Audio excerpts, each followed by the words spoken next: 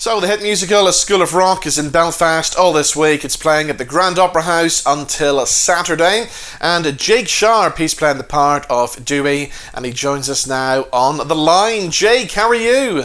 Very good, thank you. Yeah, great. Thanks. Yeah, just coming down from last night. It was a cracking night. So what an opening night last night. Have you played Belfast before? I haven't. I've never actually even been here. It's unbelievable, and everyone was super excited. There's a few in the cast that have played here before, and as soon as we saw it on the list, it was like I'd say it was probably the top one that everyone was like, yes, we get to go to Belfast. It's amazing. The audiences are cracking, and the theatre was just so beautiful. It's definitely, it's up there with the best I've ever played, if not the best. I mean, you can't really say that because you get told off by the others, but it's so beautiful, and it's like the best view from the stage out. It's just unbelievable. Now, one of the things they tell us in the world of showbiz is never work with children, but you have. In fact, you're on stage with loads of them for most of the show. Oh, I am a big advocate for never work with children. No, it's yeah. I literally. I mean, I kind of almost think that I am one of them now, which is slight kind of Peter Pan syndrome. They're unbelievable. I mean, as you know, after seeing it, they're so talented. It's scary.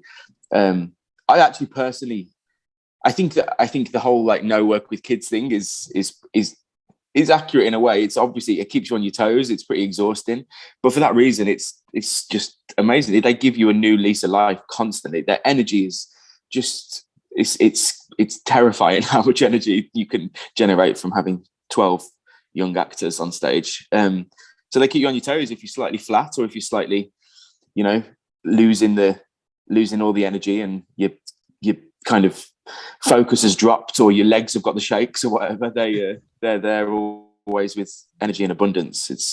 It's amazing, and their talent is borderline annoying how good they are.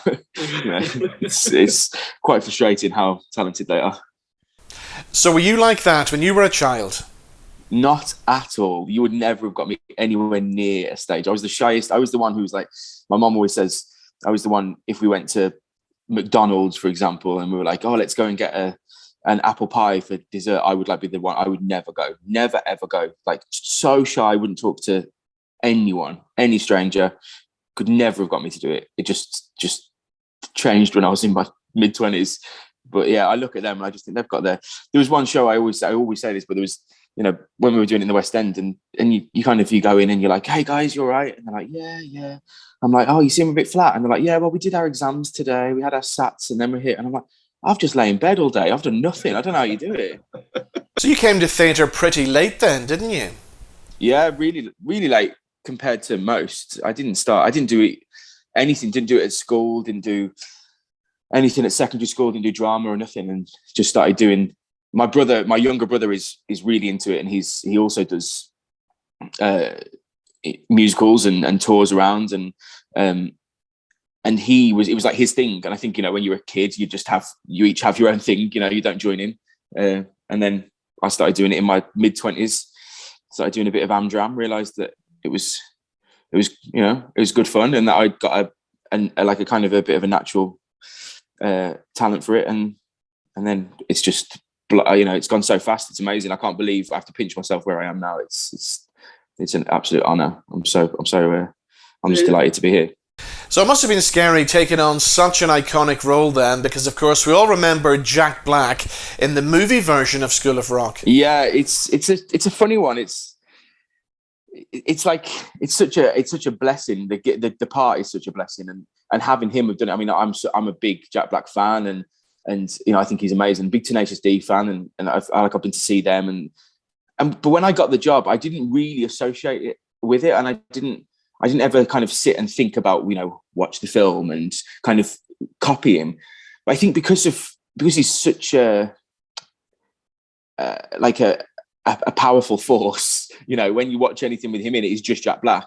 I think that people, you kind of can't help but slightly not impersonate at all, but the slight bits of him that kind of filter into the show. And because the film and the show are very similar on the whole, he kind of bleeds in. So it's just amazing to be able to kind of just every so often check back in and think, what would Jack Black do? But at the same time, it's never meant to be a too Jack Blacky, but I think when you're in the audience, you want to see a little bit of it because everyone loves the film and it's, you know, it's part of a lot of people's lives. And yeah, it's an odd one. There's a lot of pressure because he is the man. He's so good.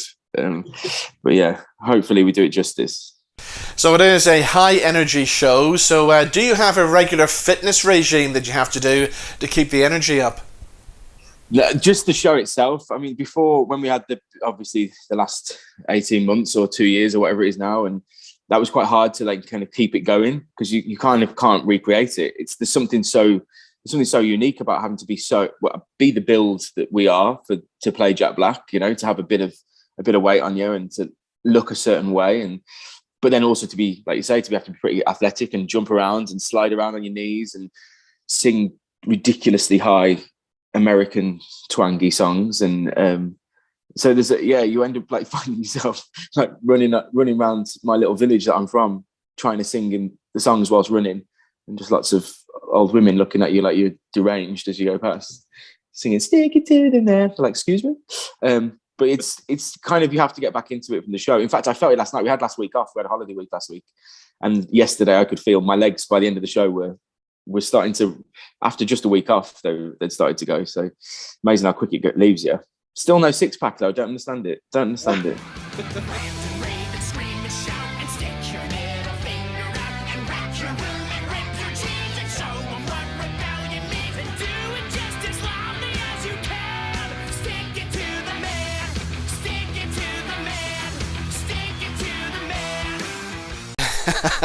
So tell us about the song "Stick It to the Man." I actually woke up with that song going through my head this morning. Yeah, there's a couple of them. I think it seems to go on rotation in my head for about the last 3 or 4 years. But yeah, that is a real earworm. And there's a few of them. I mean, it's such a good score. I think when I first heard, I think like most, you hear that it's like School of Rock and then it's with Andrew Lloyd Webber. And I think, you know, you just kind of can't see that marriage. And I think, personally, I think it just works phenomenally well. He's written such a cracking score for it. And those songs are real earworms, like you say. And they're great fun. It's kind of one of those, though, especially Stick It to the Man. I mean, You're in the Band, I think, is one of the best when Dewey first starts introducing the kids to like playing rock instruments, and that's kind of cool moment. But Stick It to the Man, if you've got people in that already know the show, if you've got the fans in, then that's the kind of moment that they really like, you know, that's their kind of anthem. And for people who haven't seen the show before, it, like you say, you end up it just stays with you for years. It will be with you for years. Now, as a big Stevie Nicks fan, I was pleased to see that she gets a mention in the show, and we even get a clip of The Edge of 17. Yeah, I love that bit. That's one of my favourite bits of the whole show, and it's so nice. It depends. I feel like last night got a really big reaction as soon as the song came on and everything, and yeah, you can kind of feel the audience depends on, you know, the ones who are like really connected to the music, that the whole it's, you know, it's kind of a love letter to lots of these bands and lots of these artists, and it's nice when you have that kind of audience reaction. It's great because that's how we feel on stage. Yeah. So how long have you got left on the School of Rock tour then? We are going until next summer. So next August. I think it's still kind of fluid at the end. Just seeing what happens, I guess, because no one really knows what's going to happen over the winter. But it's scheduled to go on at least until next August. So we've got a fair way to go. It feels like, you know, it's one of those things, you feel like you've been doing it forever, but at the same time, it feels like yesterday we were in rehearsals. We're probably 6 or 7 venues in now. And it's, hopefully, as it came across last night, you know, the energy's there, and it's going to be a good year. Well, Jake, it's been great talking to you. Enjoy the rest of your time in Belfast. And School of Rock runs at the Grand Opera House right through until Saturday. Thank you so much. Thank you for last night as well. It was a really cracking audience. Great experience. Thanks for that.